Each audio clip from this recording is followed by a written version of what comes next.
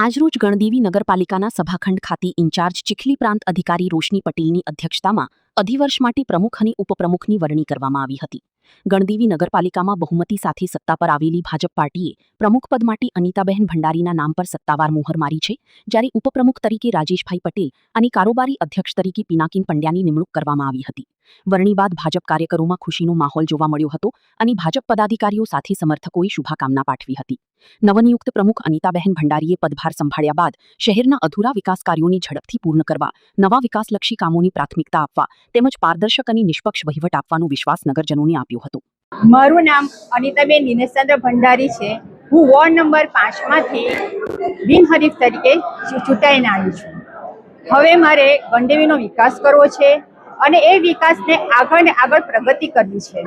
ગણદેવીને અમારે smart city બનાવવી છે અને એના માટે અમે આગળ પ્રયત્ન કરતા રહીશું. જે લોકોની સમસ્યા છે એના ઉપર શું ફોકસ છે?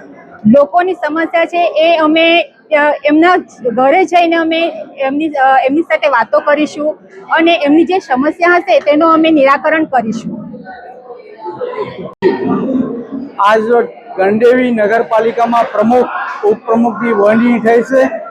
અત્યાર સુધીમાં ગણદેવી નગરપાલિકાનો ઇતિહાસ છેલ્લા 2 ટર્મથી ગણદેવી નગરપાલિકાની 24 સીટો ભારતીય જનતા પાર્ટીએ કબજે કરી છે અને મતદાર ભાઈઓએ લોકોએ ભારતીય જનતા પાર્ટી પ્રત્યે ખૂબ વિશ્વાસ દર્શાવ્યો છે.